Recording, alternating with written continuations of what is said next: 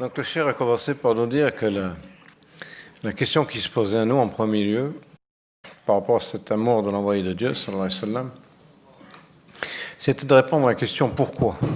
Pourquoi aimons-nous l'envoyé de Dieu, sallallahu alayhi wa sallam? Alors il peut y avoir des réponses muta'addida qui sont très variables. Il y en a qui peuvent l'aimer parce que Dieu l'a aimé, il y en a qui peuvent l'aimer parce qu'ils espèrent en faire ou voir en lui leur shafia, c'est-à-dire leur intercesseur au jour du jugement. Il y en a qui peuvent l'aimer pour diverses raisons. Ouais. Et en réalité, en dépit de la diversité de ces motivations, l'objectif est d'arriver à faire de toutes ces motivations, ou plutôt à réunir toutes ces motivations sous un objectif unique, sous une motivation unique. Et les motivations de base, comme celle qui consiste à dire, par exemple, que nous aimons l'envoyé de Dieu parce qu'il est notre prophète, ce qui est badihi, ce qui est naturel, ce sont des motivations, effectivement, de muqtadi'in, c'est-à-dire de débutants, sachant qu'il y a des motivations de muntahin, de gens qui sont arrivés au sommet, et pour lesquels l'objectif, finalement, de cet amour du prophète, sallallahu alayhi wa sallam, consiste à complètement s'effacer à lui, mourir en quelque sorte en lui, s'anéantir en lui, ce que certains ont appelé le fana fi hubbi sayyidil khalq sallallahu alayhi wa sallam. Et ce fana, c'est pas une réalité abstraite, c'est pas une réalité, c'est pas une vue de l'esprit ou un espèce de jeu intellectuel. Quand on constate l'amour que portaient les compagnons du prophète pour le prophète sallallahu alayhi wa sallam, on constate qu'effectivement, ça n'était pas un jeu, c'était bel et bien une réalité. Combien de compagnons sont morts en défendant le prophète sallallahu alayhi wa sallam dans des conditions absolument épouvantables, hein?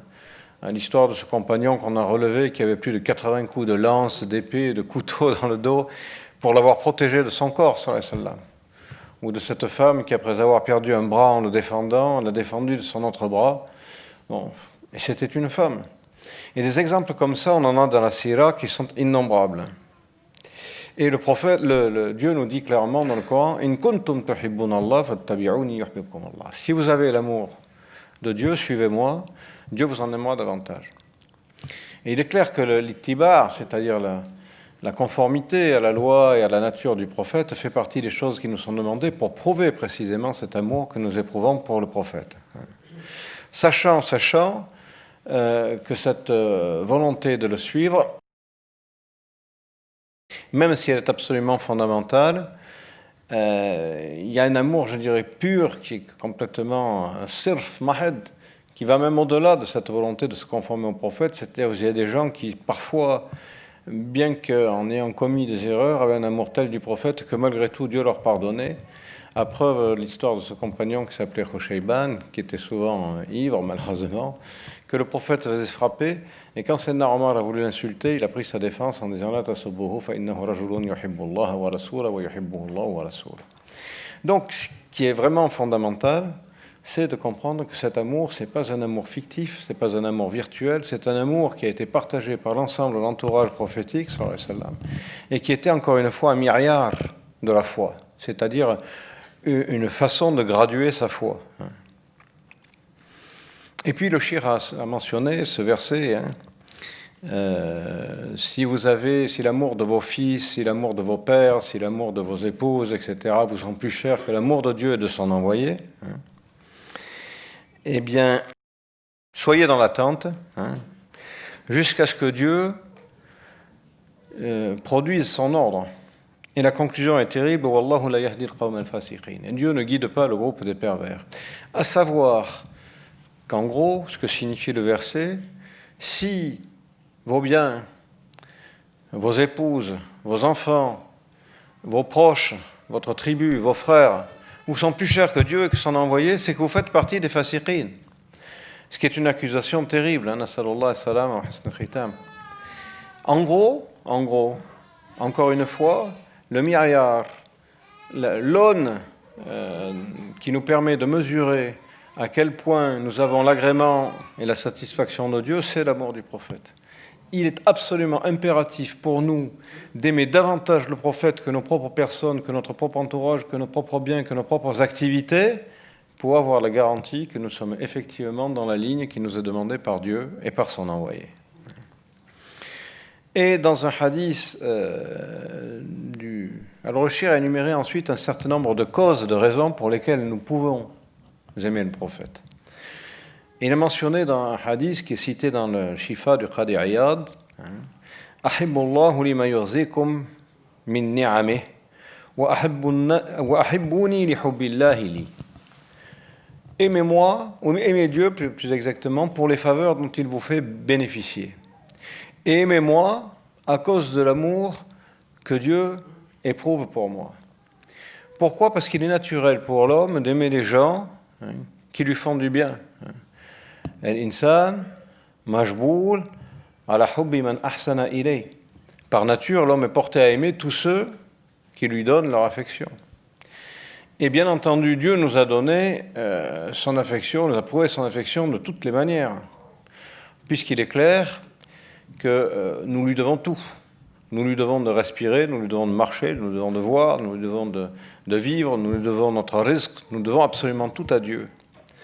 Mais on pourrait dire aussi, non pas de la même manière, mais que d'une certaine manière, nous devons aussi cela au prophète, sallallahu alayhi wa sallam, qui a été à l'origine de cette création, qui était de toutes les créatures celle que Dieu aimait le plus, amour qu'on ne peut absolument pas concevoir ni imaginer, tant pour nous le lien qui unit le prophète à Dieu et le lien qui unit Dieu à son bien-aimé est pour nous absolument incompréhensible et inconcevable. Et bien entendu, l'amour est aussi fonction de la connaissance que l'on a de l'aimer. Le prophète disait à maintes reprises « Ana atqakum lillah » je suis celui d'entre vous qui a le plus la crainte de Dieu. « Ana akhshakum lillah » Ana a'lamukum billah, je suis celui d'entre vous qui a la meilleure connaissance de Dieu. Et donc l'amour est fonction, bien entendu, encore une fois, de la connaissance qu'on a de l'être aimé. Et plus l'être aimé est aimable, plus la connaissance qu'on a de lui nous pousse à l'aimer davantage. Et cet amour réciproque qu'il y a eu entre le prophète et Dieu, subhanahu wa ta'ala, est en quelque sorte confirmé par le Coran, où le prophète est nommé de façon claire ou de façon allusive plus de 7000 fois. ذكر الحق في قرآنه المنزل نبيه المرسل وحبيبه أكثر من 7000 مرة. Donc ça nous donne bien une idée de l'affection que Dieu porte à son envoyé. Et puis il y a aussi une chose qui attire l'attention, qui attire le regard, c'est la façon dont Dieu s'adresse à son prophète. Non seulement il s'adresse à lui fréquemment, mais il s'adresse à lui en des termes tout à fait élogieux. Il l'appelle « Ya ayyuha al-nabi »,« Ya ayyuha al-rasoul »,« Ya ayyuha al-muzammil », et ainsi de suite. Jamais en des termes qui pourraient laisser entendre une quelconque familiarité. Familiarité que Dieu se permet bien entendu avec les autres prophètes, « Ya Nuh »,« Ya Ibrahim » wa halumma jarra. Donc on voit que Dieu, dans le livre révélé, adresse un traitement de faveur, accorde un traitement de faveur à son prophète, sallallahu alayhi wa sallam, mimma yadoul, ce qui indique de façon évidente qu'il est son bien-aimé, huwa habibu. Tous les prophètes, bien entendu, méritent notre respect, méritent qu'on les magnifie, méritent qu'on s'adresse avec eux, qu'on s'adresse à eux avec un maximum de respect et de considération. Mais le prophète, par-dessus tout, est celui que Dieu a magnifié entre tous, et dont il a fait de façon claire et évidente, parce qu'il l'a dit, son bien-aimé. Ce qui faisait dire du reste au prophète « Ana sayyidu waladi Adam wa la fakhr » je suis le Seigneur des fils d'Adam, et je le dis sans fierté, sans insolence. Par ailleurs, non seulement Dieu a mentionné le prophète, mais il a même mentionné son corps à diverses reprises dans le Coran. Alam nashrah laka sadrak. N'avons-nous pas dilaté ta poitrine? Wa rafa'na laka zikrak wa anqada alladhi anqada zahrak. Et nous avons ôté le poids qui te pesait sur le dos. La tuharrik bihi lisanaka lita'jala bih. Ne récite pas avec ta langue le Coran rapidement de façon à ne pas l'oublier.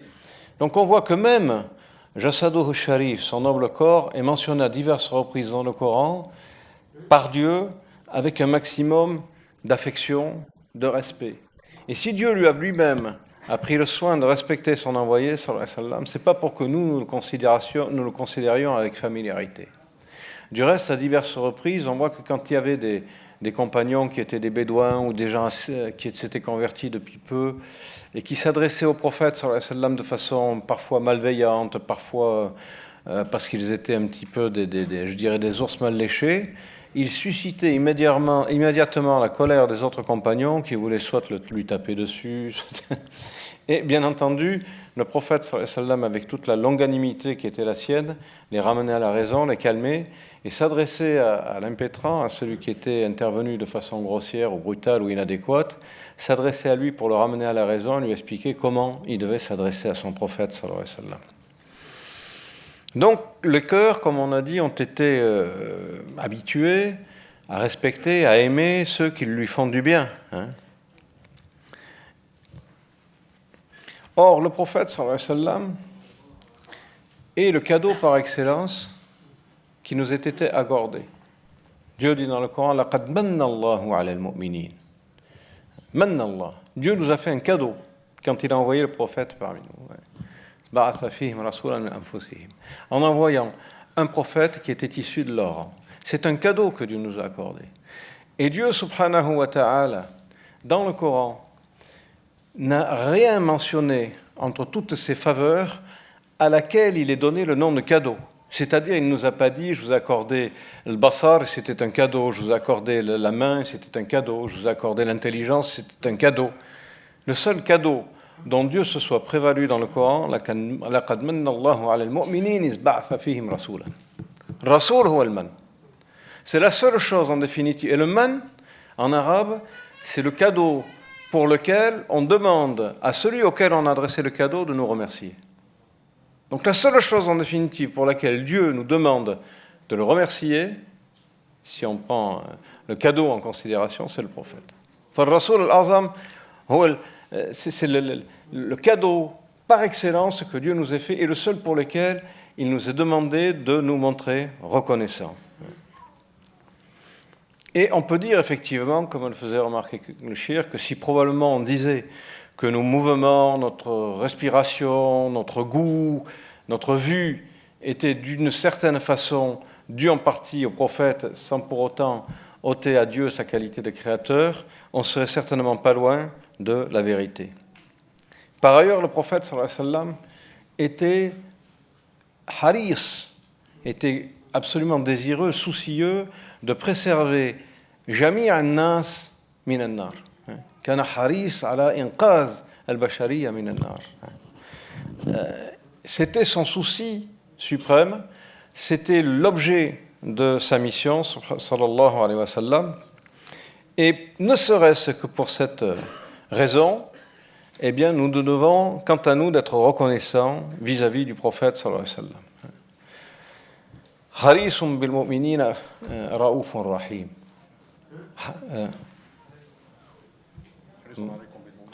Harisun alaykum bil mu'minina ra'ufun rahim. Il est